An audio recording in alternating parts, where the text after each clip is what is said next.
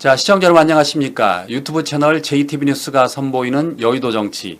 오늘은 조국혁신당의 사무총장을 맡고 계신 황현선 사무총장님 나와 계십니다. 총장님 안녕하세요. 네, 안녕하십니까. 전주에서만 뵙다가 여기서 서울에서 뵈니까 좀 새롭습니다, 총장님. 저도 뭐 JTB가 이렇게 저를 불러줘서 매우 영광스럽게 생각하고요. 예. 늘 한번 나가고 싶었는데 예. 어떻게 보면 전주에서 있다가 이제 중앙당 사무총장을 하다 보니까 계속 전주보다는 서울에 있어야 되는 생활이어서 여러모로 힘들고 어렵긴 하지만 고향 생각하면서 잘 버티고 있습니다. 아, 그러세요? 예, 네. 예. 아, 그러면 고향엔 자주 못 내려가시겠네요. 사무총장 바쁘셔서 역할이. 내려가기는 가끔 가는데 음. 오전에 내려갔다가 저녁 행사 끝나고 뭐 마지막 기차를 타고 오거나 그래서 용산역에서 택시를 많이 타는 편입니다. 아유, 강행군 하시는군요. 예. 그 최근 조국혁신당의 가장 큰 이슈는 다름 아닌 조국 전 대표의 사면 문제, 광복절 특사가 아닐까 싶은데 지금 당 차원에서는 공식적으로 입장을 표명하지 않으신다면서요, 총장님? 예, 뭐 조국 대표의 사면은 결국은 대통령이 가지고 있는 헌법상의 고유 권한이지 않겠습니까? 그거에 대해서 저희가 공개적으로 해달라 하지 말아달라 이렇게 의견을 밝히는 건 적절하지 않다. 다만 이재명 대통령이 언젠가 방송에서 검찰권 오남용의 피해자의 대표적인 사례로 조국 대표를 지목했고 뒤이어 본인도 검찰권 오남용의 피해자다 이렇게라고 말씀하셨거든요. 네. 그리고 이제 또 하나 예를 들면 검찰권 오남용의 피해자가 노무현 대통령 이미 돌아가신 예. 분이 있고 지금 현재는 문재인 대통령, 이재명 대통령이 다 검찰에서 기소당한 상태거든요. 그렇네요. 예. 그러니까 이런 피해 회복을 하는 건 당연한 정의의 회복이다. 피해자를 제자리로 돌려보내는 거. 이런 차원에서 굳이 우리가 말하지 않더라도 우리의 마음이 청와대에는 충분히 가다 있을 거다. 예. 그런 얘기를 많이 하시고 특히나 사회 원로들이 탄원서나 진정서들을 많이 내고 있지 않습니까? 예. 그런 것 마음들이 청와대에 이미 용산 대통령실에 이미 전달이 됐고 용산 대통령실의 관계자에 따르면 탄원서나 진정서가 너무 많이 들었다. 너무 많이 들었다. 대통령도 충분히 알고 계신다. 예.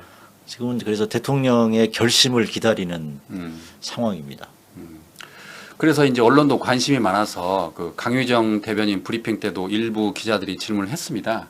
그때도 강유정 대변인이 이거는 대통령의 고유 권한이니까 언급하지 않겠다 그랬고 최근 당대표로 선임된 정청래 그 민주당 대표가 그 김선민 당대표 권한대행을 만났을 때도 직접 조국혁신당에서 먼저 질문하지 않으시더라고요. 네. 그러니까 이제 정청래 대표께서 물어보지 않아서 답변을 한다. 자진납세 형식으로 하면서 역시 똑같은 말을 했는데 만약 사면이 된다면 8월 15일 광복절 0시에 나오시는 건가요? 네, 법률상으로는 예. 0시에 나오는 겁니다. 그래서 저희가 실은 이제 뭐 저도 이제 청와대에 있었고 조국 대표도 예. 민정수석으로 청와대에 재직하면서 사면 업무를 해봤기 때문에 예. 그 부분은 사면심사위원회가 지금 7일인데 예. 아마 오늘 내일 중에 대통령이 정치인 사면을 할 건지 아니면 안 할 건지가 1차적으로 결심해야 되는 시한이고요. 예. 7일 전에는 이제 법무부에 통보가 돼야 되니까 아니면 7일 날 사면심사위 끝나고 국무회의가 12일이거든요. 5일간의 여유가 있습니다. 이럴 때는 이제 보안 문제나 이런 게 있어서 예.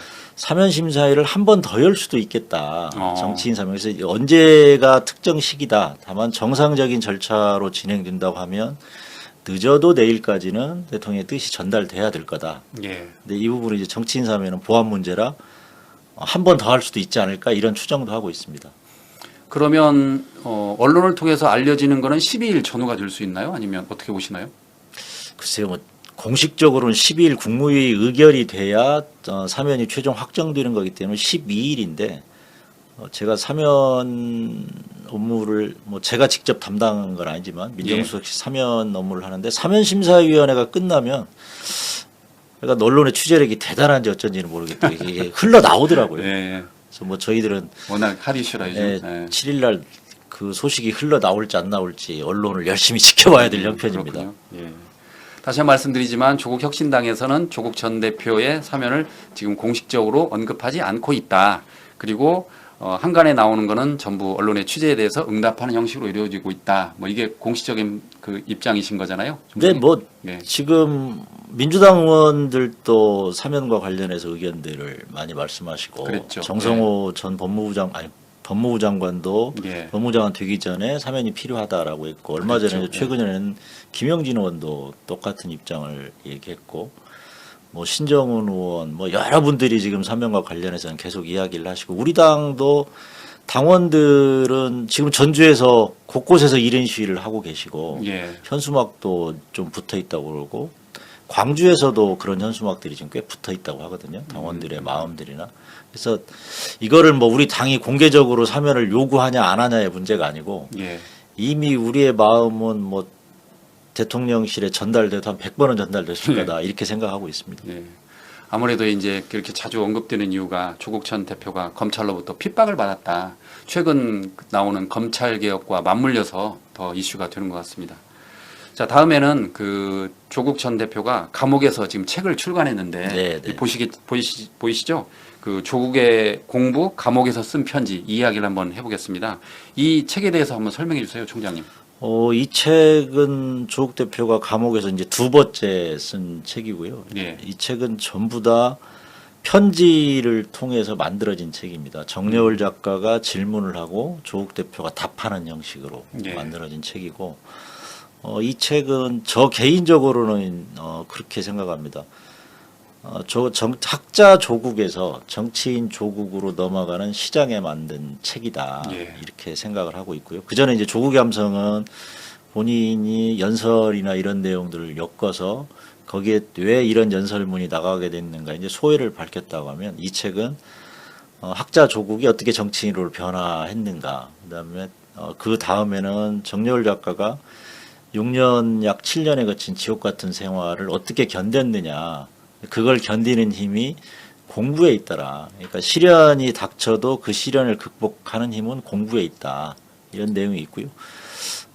이 책을 보면서 저도 요즘에 좀 공부를 많이 하려고 하고 있습니다. 저도 지금 많이 읽지는 못했는데, 예.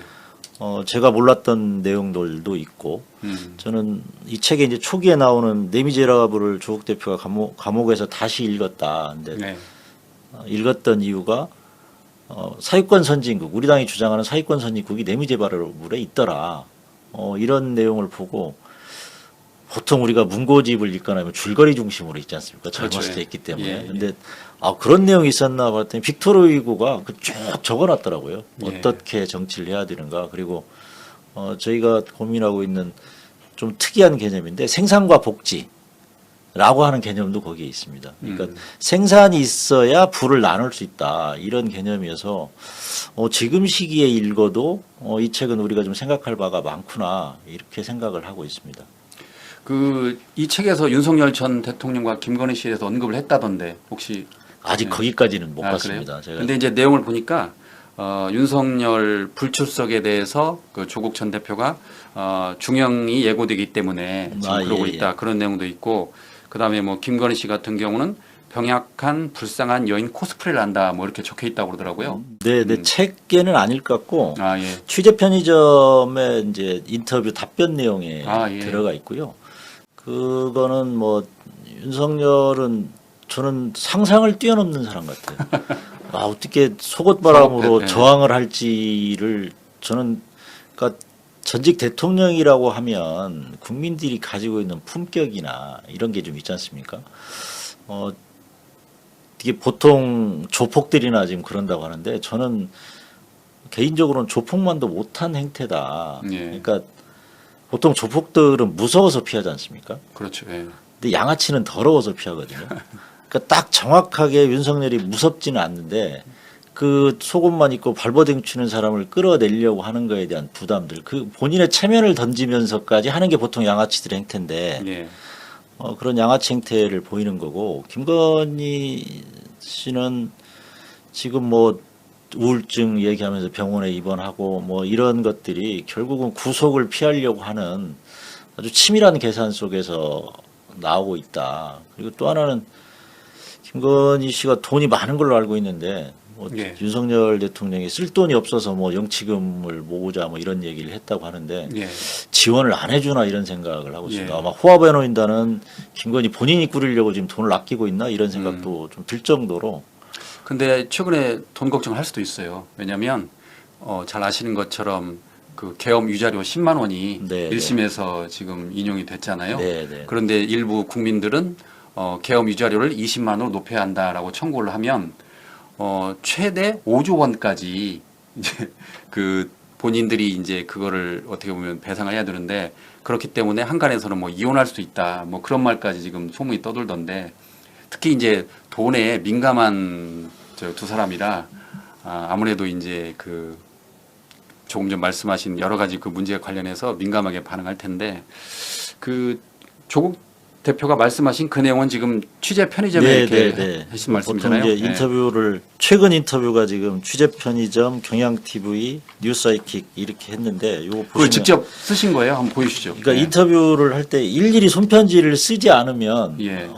어려운 상황이고요. 예. 이 책을 만들 때도 정말 힘들었다고 하는 게 편지를 한꺼번에 이 책을 다 답을 못 하잖아요. 주고받는데 그 전에 대략의 맥락은 기억하지만 기억하는데 예. 정확한 내용이 기억이 안 나니까 아, 편지를 내보냈다가 복사해서 다시 원본을 넣어줘야 되는. 그러니까 컴퓨터가 아. 있으면 그게 다 기록하면 검색하면 되는데 예. 그것도 없고 두 번째는 자료를 구하기 어렵지 않습니까?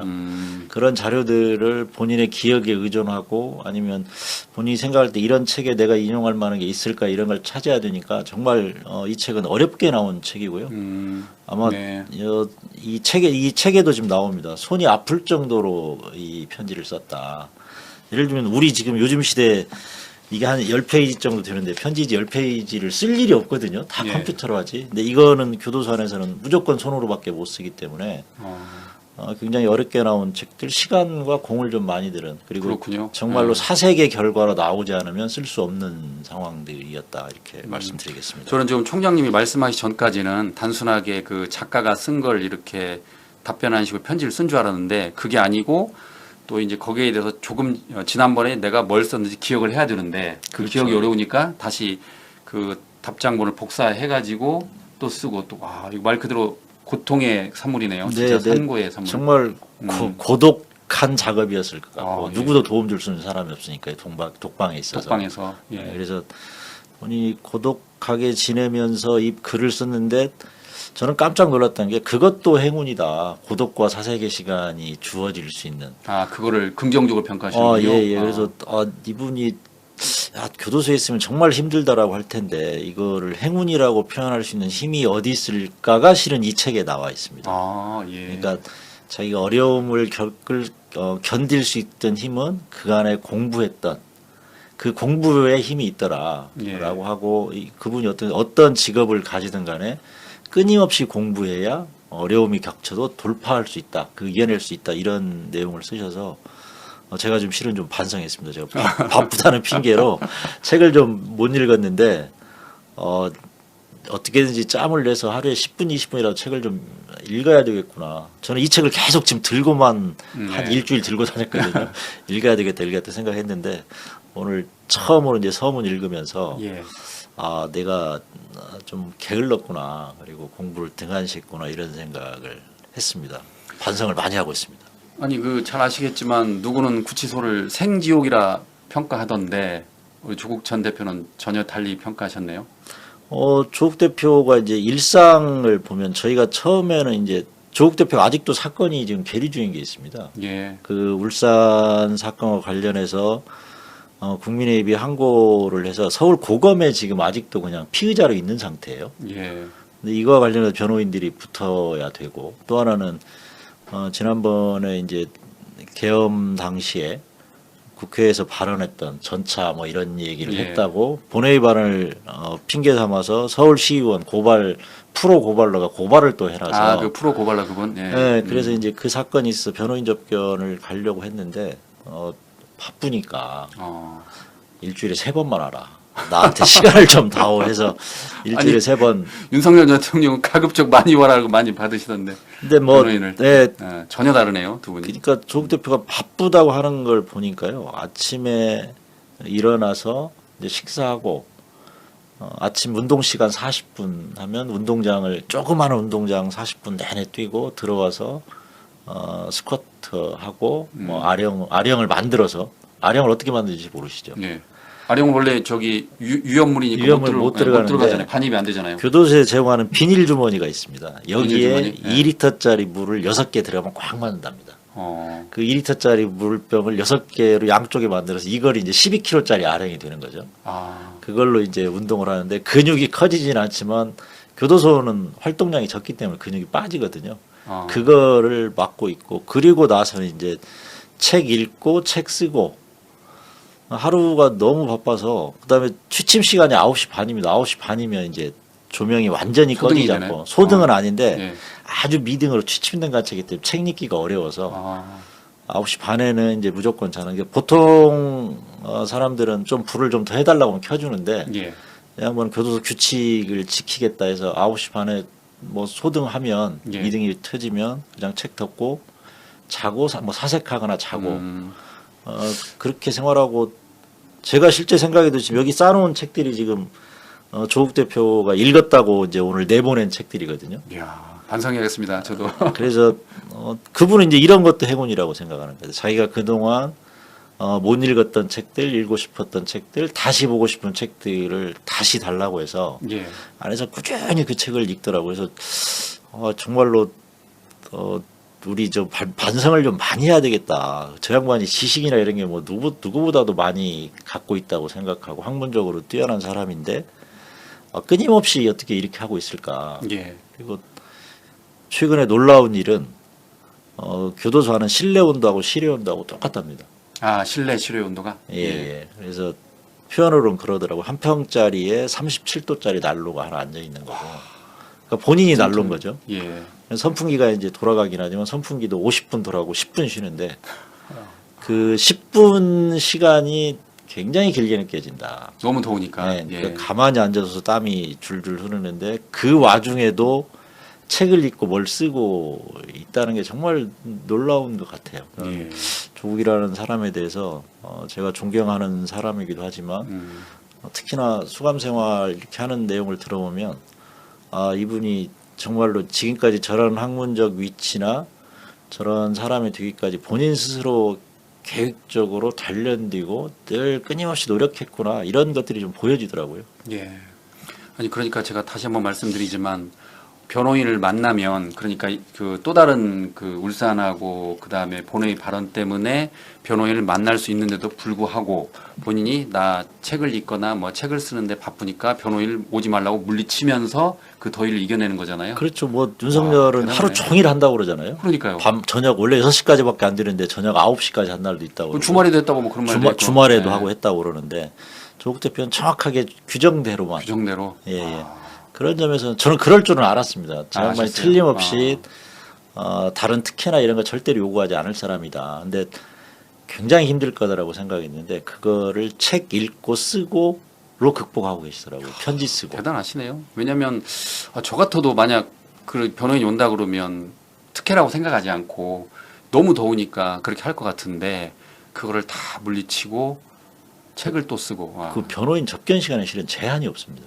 예, 그렇죠. 근데 이제 변호인 접견실이 부족할 때는 다른 사람 때문에 비워달라고 이제 이런 건 있는데 예, 윤석열 대통령은 특혜를 받는 게 그래서 접견실에서 않고 수사관 조사실에서 했다는 거잖아요. 예. 거기는 뭐 항상 비어 있는 비어 공간이니까. 있으니까. 그래서 엄청난 특혜를 누리고 있음에도 불구하고 지옥 같다라고 하는데 조국 대표는 우리 표현의 유시민 작가가 지옥에서 살아 돌아온 자 있잖아요. 예, 근데 다시 지옥을 그래서 견디는 힘이 더 생기지 않았을까? 음, 윤석열은 지옥을 못 견디지만 이분은 지옥을 견디고 살아올 수 있는 그리고 그 안에서도 끊임없이 다음을 준비하는 공부를 하고 있다 이런 생각을 했습니다. 시청자 여러분도 아마 새롭게 평가하실 것 같습니다. 자, 이번에는 그 조국 혁신당의 모토 개혁에 대해 한번 이야기해 보겠습니다. 그 정청래 민주당 당대표가 조국 혁신당 인사차 방문을 했어요.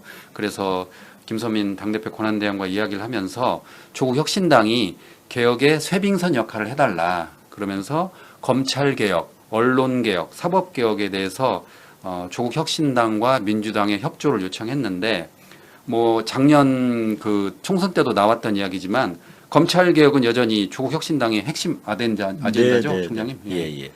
그 검찰 개혁 방향과 현실 가능성 어떻게 보십니까? 저는 검찰 개혁은 거스를 수 없는 대세다 이렇게 보고 있고요. 예. 그다음에 민주당이나 국정기획위가 다음 주에 13일인가 그 검찰 개혁과 관련된 안을 발표하겠다 이제 이런 보도를 봤는데 예.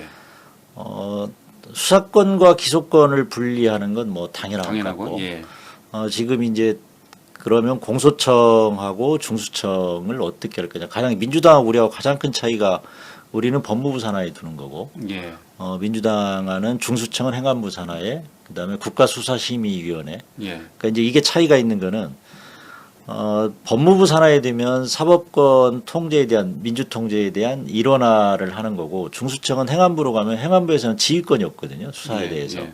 그러다 보면 이 수사와 관련돼서 수사가 잘못된 거를 심의하는 심의를 총리실에 따로 별도로 둬야 되는 이 구조가 있어서 이제 그게 좀 차이가 가장 크게 차이는 그 차이고요. 예.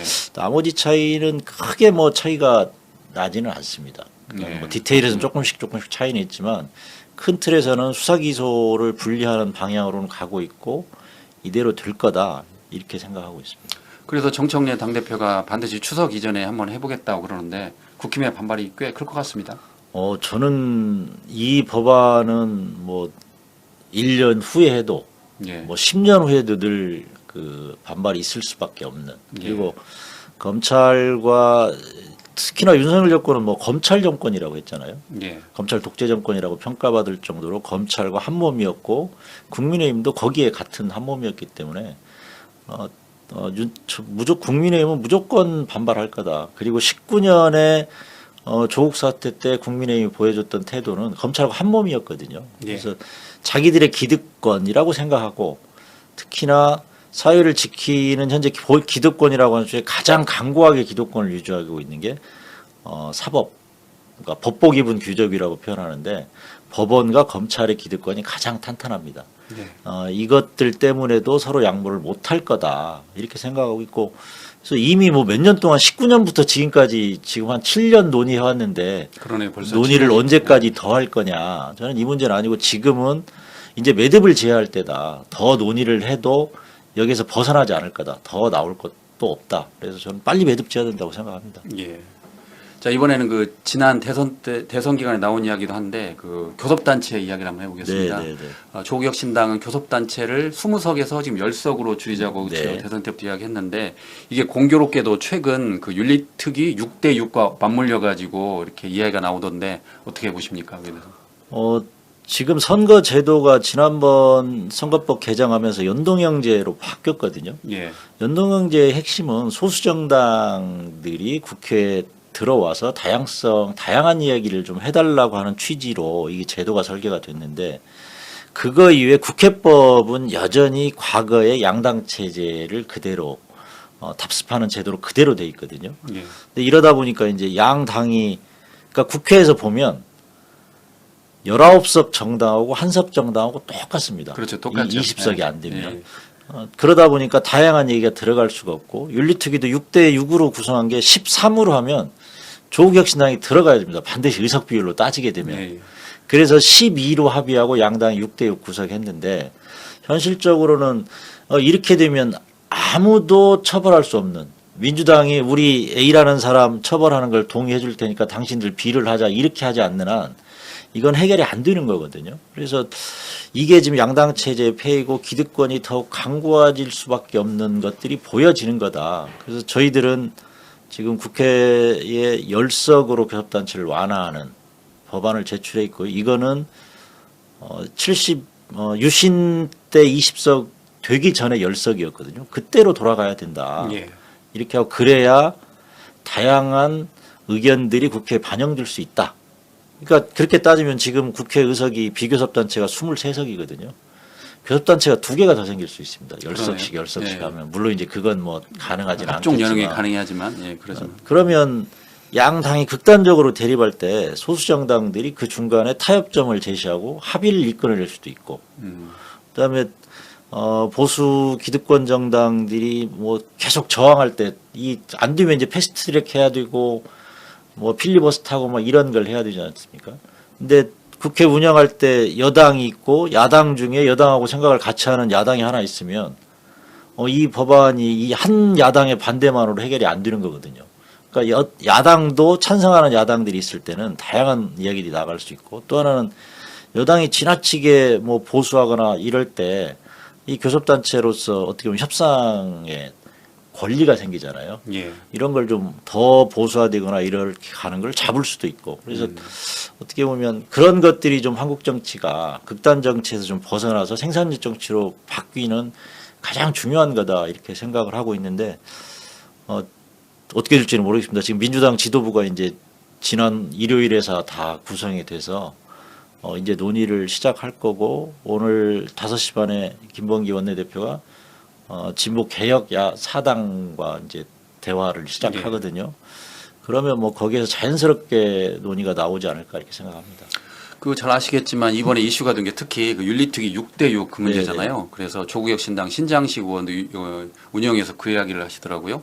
이렇게 되면 그 우리가 말하는, 그러니까 그 진보 진영에서 말하는 내란 정당 국힘을 처벌을 해야 되는데, 이게 이제 서로 6대6으로 가버리면 사실상 민주당과 이 물밑 접촉 같은 게 또 발생하면서 서로 처벌을 안 할 수도 있잖아요. 그래서 이게 과연 진정한 윤리특위가 되는 거냐, 말 그대로 있으나마나 윤리특위가 된다고 비판이 많던데. 뭐 당연히 지금 현재 내란 동조 혐의를 받고 있는 게 45명의 의원들이 있잖아요. 이분들을 처벌할 수 있는 근거 아무것도 없게 되는 겁니다. 거기에서 국힘이 우리 45명 처벌해 주세요, 뭐 스스로 상납하지 않는 한, 그렇죠. 예. 이게 해결이 안 되는 거고, 결국은 국회의원은 윤리특위 징계에 의해서만 제명 등이 가능하거든요. 본회의 표결까지 가야 되지만. 예. 근데 그런 걸 실질적으로는 하지 않겠다라고 저는 선언한 거 아니냐. 예. 그래서 실은 대단히 유감스럽게 생각하고, 저는 이 부분은 민주당이 의석수를 윤리특위에 원구성할 때 13석으로 하든지, 아니면 국회법을 개정해서 반드시 좀 비교섭이 들어갈 수 있도록 하든지, 이렇게 해야지. 뭐 둘이 짜고 치지 않는 한 이게 방법이 없다라는 거죠. 어떤 사람은 처벌하고 45명 중에 국민의힘 지도부가 이 사람 우리 마음에 안 들으니까 이 사람은 처벌하고 이 사람 봐줍시다, 이럴 수가 없는 거잖아요. 그렇죠. 없죠. 예. 그러면 전혀 바뀌지 않을 거다. 그래서 현재 국회를 유지하려고 하는 한편으로 보면 김병기 원내대표나 민주당은 윤리특위를 구성하는 데 목표를 뒀지만, 윤리특위 구성을 해야 되는 목적이 있잖아요. 이 목적에 대해서는 전혀 고려하지 않은 좀 아쉬운 협상이었다 이렇게 생각하고 있습니다. 이제 그렇게 되면 최하 경우 내란 정당 그 혐의를 받고 있는 국힘은 아무도 처벌을 안 받게 되는 거네요. 네, 그렇게 될 거라고 봅니다. 현실적인 문제고요. 다만 이제 현재 위험한 건 이제 이준석 대표 같은 경우가 좀 위험하죠. 거기는 양당에서 예. 합의할 수 있는 뭐 이래서 저는 그것도 좀 거기 하나 위험하겠네 이런 생각을 했습니다. 그러겠네요. 거기는 이제 국힘이 이제 동조를 해주면 처벌이 아마 가능. 국힘에서 보호를 안 하려고 하지 않을까요? 경쟁자라고 보기다 얼마나 얄밉겠어. 이번 대선에 예를 들면 후보 단일화를 해줬으면 혹시 또 모르는데 그러네요. 이런 생각을 할 텐데. 그러면 윤리특위는 결국 이준석 처벌만으로 끝날 수도 있을 것 같네요. 최하 경우에. 뭐 최악의 경우에는 그러지 않을까. 아마 그게 최선이지 않을까 싶은데 저는 최악이 아니고. 예, 참 안타깝습니다. 자, 이번에는 그 조국혁신당 그 황명필 최고위원회 한번 해보겠습니다. 제가 요즘 그 조국혁신당을 보면서 황명필 최고위원 혹시 개그맨 출신이 아닌가라고 봤는데, 잘 아시는 것처럼 며칠 전에 이제 이런 이야기 했어요. 그 윤석열 전 대통령의 그 속옷 체포 거부를 그 강하게 비판을 하면서 본인이 자신은 귀엽고 문학적이고 부드럽다라고 해서 막 옆에 있던 의원들이 막 빵 터졌던데, 그때 옆에 계셨죠, 총장님도? 뭐 저는 그 눈물을 참지 못했던 이혜민 의원 옆자리에 있었습니다. 어떻게 참으셨어요, 그거를? 너무 저도 보면서 웃겨가지고. 아니 저는 이제 뭐 보면 저는 이제 사무총장이니까 최고위원 발언들을 이제 좀 열심히 듣긴 하는데, 예. 저는 제가 좀 이렇게 보수적인 사람인지는 모르겠는데 걱정이 좀 됐어요. 걱정, 예. 그러니까 최고위원들의 지도부의 발언들은 당의 입장들이다 보니까 조금 무게감도 좀 있고 해야 되는데, 제가 그거 보면서 이렇게까지 해야 되나라는 걱정을 하면서도 한편으로는 조회수는 많이 나오겠다 이 생각을 했습니다. 조회수는 굉장히 많이 나오더라고요. 그렇죠. 뭐 예. 제가 봐도 너무 재밌게 표현을 하셨죠. 그래서 예. 원래 뭐 황교익 그런 표현에 있어서는 비유나 이런 걸 참 재밌게 하는. 네. 예를 들면 저 주진우 의원에 대해서는 간염수계 뭐 이런. 네, 얘기가 그랬죠. 있거든요. 간염수계. 예. 그래서 저런 말은 참 잘 지어냈는데 고민도 많이 하고 예. 어떻게 하면 국민들한테 좀 더 쉽게 국민의 언어로 좀 이야기할까 이런 고민을 참 많이 하시는 분이고 실제 정치를 꽤 오래 하셨던 노사모부터 네, 그랬다면서요. 시작을 노사모부터. 하신 분이라 어떻게 보면 현장의 목소리를 가장 잘 반영하는 본인이 노력을 또 많이 하세요 최근에. 울산인가요? 그분이? 예, 울산입니다. 그러면 수시로 그분도 출퇴근을 하시겠네요. 여의도까지. 뭐 출퇴근 아니 출퇴근 아니라 저기 예. 주말에 오가시고 뭐 그러겠네요. 아니 서울에도 지금 본인은 경제적으로 큰 희생을 하고 있는 거고요. 그러니까 서울에도 조그마한 방을 하나 있고 또 울산 왔다 갔다 예. 또 울산 시당위원장을 하고 계세요. 예, 예. 그러다 보니까 지역구를 비울 수도 없어서 왔다 갔다 하시는데 어떻게 보면 조국혁신당 그리고 정치개혁을 위해서 본인의 좀 희생을 하고 계신 분이죠. 실제 뭐 최고위원 하면서 경제적으로 뭐 당에서 뭘 해줄 수 있는 게 없으니까. 최고위원한테는 그런 게 없나요? 네, 그런 게 없습니다. 그렇군요. 사무총장은 사무총장도 뭐 있긴 하지만 활동하는 수준 내에서 아주, 정도지 네. 뭐 이게 생계를 아마 하라고 하면 못할 겁니다. 그렇군요. 그러니까 의원이 아닌 이상 참 국회 근무하신 분들 보면 좀 열악하세요. 정말 열심히 하시는 것 같아요. 보면은. 그러니까 저는 뭐 정무직들이라고 하시는 분들은 실제 사명감이 예, 사명감. 없으면 그리고 뭐 정치를 하시겠다고 하시는 분들은 본인이 공천을 받거나 정치 진출을 위해서 본인의 희생, 그러니까 당에 대한 헌신 이런 거를 보여줄 수밖에 없는 자리이죠. 그러니까 그런 점에서 보면 정말 고생 많이 하는 사람이 맞습니다. 그러니까 국회는 국회의원과 기타로 구성되어 있다고 하잖아요. 국회의원 기타 맞습니다. 나머지가 다 기타거든요. 기타. 예. 그럴 정도로 자기 헌신과 희생들이 없으면 저는 어려운 게 정치라고 생각합니다. 자, 끝으로 조국혁신당 사무총장으로서 맡은 핵심 역할이 아주 많으실 텐데 앞으로 조국혁신당 어떻게 운영해 나가실 계획입니까? 저희들은 조국혁신당은 끊임없이 정치개혁 의제를 이야기하고 있고요. 정치개혁이 돼야 한국 사회의 변화가 있을 수 있다. 한 발이라도 진전되는 걸 하려고 하면 대한민국 사회가 한 발이라도 진전하려고 하면 정치개혁의 기본이 돼야 된다고 생각하고 있고 저희들은 이제 정치개혁과 관련해서는 쇄빙선 역할을 끊임없이 하겠다. 기득권 정당이 끊임없이 도전해야 기득권 정당이 변하거든요. 당장 호남만 해도 내년 지방선거 때 걱정하잖아요. 조국혁신당이 얼마나 바람을 일으킬지. 예. 그렇게 하면 민주당도 공천개혁이나 정치개혁에 대한 의제들을 던질 수밖에 없을 거다라는 생각을 하고 또 국회 내에서도 조국혁신당이 그런 끊임없이 문제제기 윤리특위에 대한 구성과 관련돼서 문제제기를 지금까지는 누구도 못했던 거였거든요. 그랬죠. 예. 이제 저희가 지금 문제제기를 하지 않습니까?